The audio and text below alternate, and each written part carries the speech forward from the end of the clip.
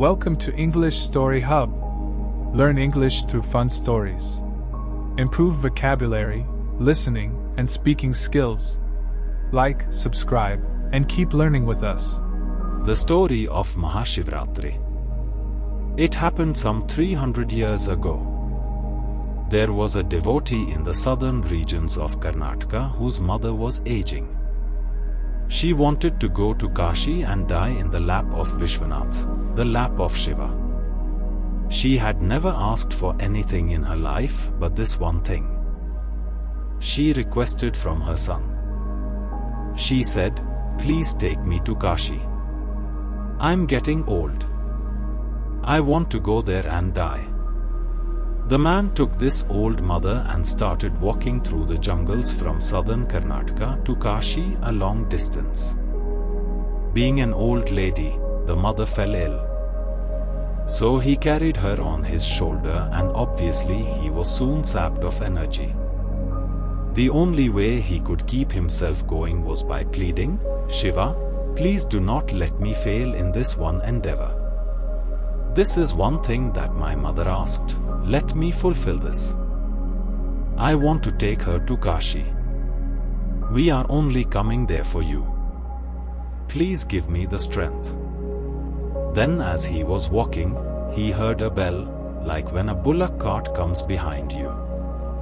He saw a bullock cart drawn by a single bull coming out of the mist, which was strange because in that region, you will see a single bull pulling a cart only when it is traveling a short distance. When the travel is over long distances, through forests, it is always two bulls. But when you are so tired, you do not care about these nuances. As the cart came closer, he could not see the face of the driver as the driver was cloaked and it was misty. The man said, "Please, my mother is not well. Could we can ride on your empty cart?" The man nodded. Both of them got on and the cart traveled on. After some time, the man noticed it was too smooth a ride for a forest track. Then he looked down and noticed that the cart wheels were not turning. They were still. But the cart was moving. Then he looked at the bull. The bull was sitting and still the cart was going. Then he looked at the driver. Only the cloak was visible. There was no man. He looked at his mother. The mother said, "You fool, we are already there. There is no need to go anywhere. This is the place, let me go." And the mother left her body there. The bull, the cart and the driver vanished. The man returned to his village. People thought, he has come back so soon. He must have dumped his mother somewhere. He did not take her to Kashi. They asked him, "Where did you dump your mother?"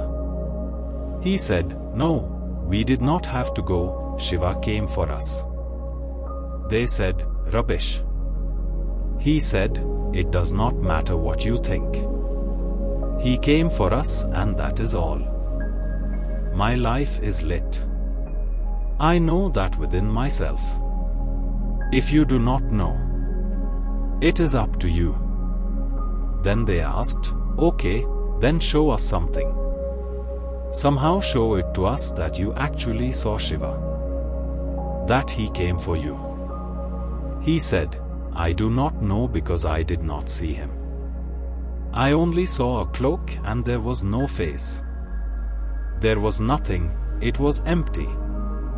Then everyone suddenly noticed that this man was not there. They saw only his clothes. He became a great sage in South India. Wherever he went, people recognized him as an empty face. Let me tell you of one yogi who lived very close to the place where I was born. I had heard about this person and the phenomena that happened there, but as a youth I did not pay much attention to it. It sort of gave me a kick, but I did not give much more importance to it at that time. There was a devotee who lived about 16 kilometers from Mysore, on the outskirts of the now famous Nanjangud. His name was Malla. Malla did not belong to any tradition or know any formal way of worship or meditation. But right from his childhood, if he closed his eyes, he only saw the image of Shiva. Maybe a devotee is not a good enough word for him. There are millions like him. They are prisoners of Shiva. They have no choice. Maybe I also got trapped by him. We did not seek him, too arrogant to seek anything, but trapped by him. Shiva was a hunter. He snared not just animals but human beings too. This was one more. Malla knew nothing but Shiva.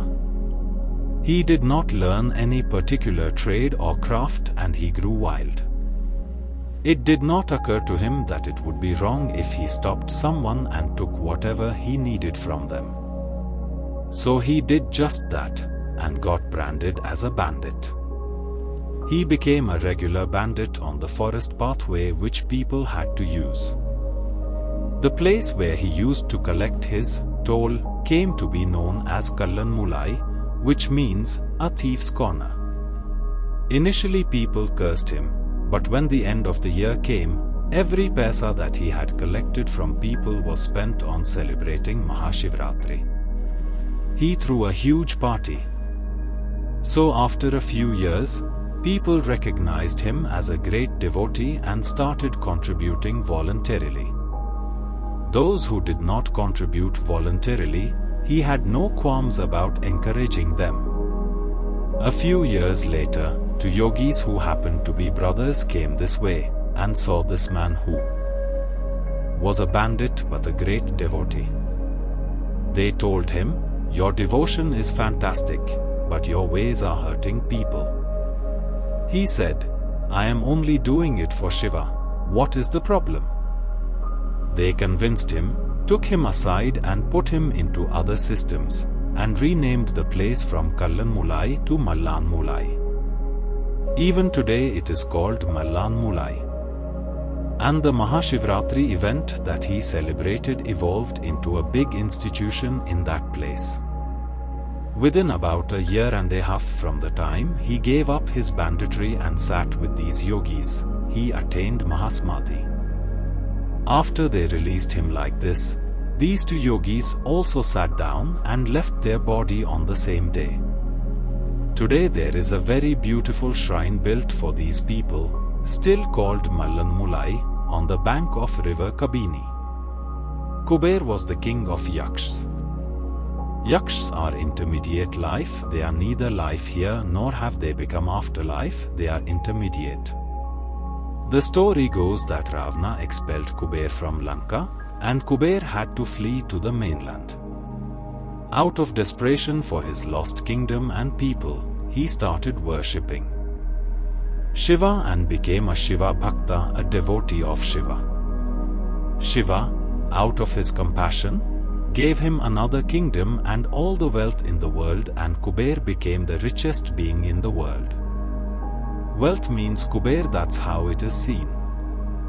Kuber became a great devotee, and when a devotee begins to feel that he is a great devotee, he has lost everything. Kuber started to feel that he was a great devotee because he was making such enormous amounts of offerings to Shiva. Shiva, of course, never picked up anything, except the sacred ash that was offered to him. But Kuber felt like a great devotee because he was offering so much. One day, Kuber came to Shiva and said, "What can I do for you? I want to do something for you." Shiva said, "Oh, you cannot do anything for me." "What can you do for me?" "Because I don't need anything, I am fine." "But take my son." He showed Ganpati and said, "This boy is always hungry. Feed him well." Kuber said, "That's no problem," and took Ganpati for lunch. They served him, he ate and ate and ate. They kept serving him and he kept eating. Kuber hired hundreds of cooks and started cooking enormous amounts of food. They served all this food and he kept eating. Kuber was alarmed. "Stop it," he said. "If you eat like this, your belly will burst." Ganpati said, "Don't you worry. See, I have this snake as my belt. You don't have to worry about my belly. I'm hungry. Serve me. You were the one who said you'll take care of my hunger." Kuber spent all his wealth. They say he sent people to other worlds to buy food, and they served food. But Ganpati just ate and said, "I am not yet full, where is more food?" Then Kuber realized the smallness of his mind and bowed down to Shiva. "My riches, I know, are not equal to the speck of dust for you. I made the mistake of thinking I am a great devotee, just giving back a little of what you have already given to me." And his life moved in a different direction from that moment. When we say yoga, we are not talking about a particular exercise or a technique.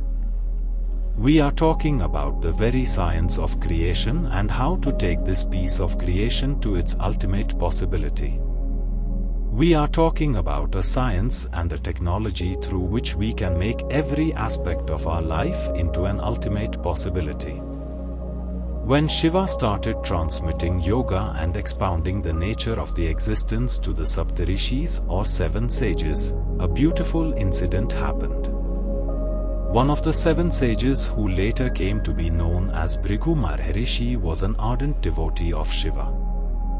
To this first yoga program that was happening on the banks of Kanti Sarovar, the lake of grace, Parvati was also a witness. Bhrigu as usual came in the morning and he wanted to circumambulate Shiva. Parvati was sitting close by, but Bhrigu walked between them and circumambulated only Shiva. He wanted to do his pradakshina only to Shiva, not Parvati. Shiva was amused by this, but Parvati was not amused. She did not like this. She looked at Shiva. Shiva said, "Move closer, he will go around you." Parvati moved closer. Bhrigu saw there was not enough space for him to go around Shiva alone, so he converted himself into a mouse and went around Shiva alone, excluding Parvati from the circumambulation. Parvati was very irritated by this. Then, to please her, Shiva took Parvati and placed her upon his lap. Bhrigu converted himself into a tiny bird and went around just Shiva alone, excluding Parvati. By now Parvati was fuming, so Shiva pulled her into himself and made her a part of himself. That is, one part of him became Parvati, another part of him remained Shiva. He became an Ardhanari. Bhrigu saw this and converted himself into a bee and went around only the right leg. This childish devotion of Bhrigu was amusing, but at the same time, Shiva did not want Bhrigu to be lost in his devotion and miss the ultimate nature of the existence. So he got into the yogic posture of Siddhasana, where there was no way for him to circumambulate his leg or any other part of his body. If he has to do it, he has to do it for both these principles of feminine and masculine. What this story, we are talking about a dimension which is all-inclusive. It is not an exercise or a process for creating health.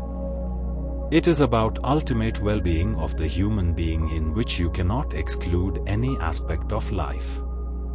It is about attaining to a dimension beyond all dimensions.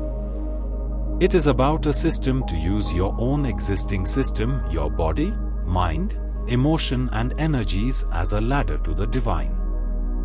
It is a method to make yourself into a stepping stone towards your ultimate nature.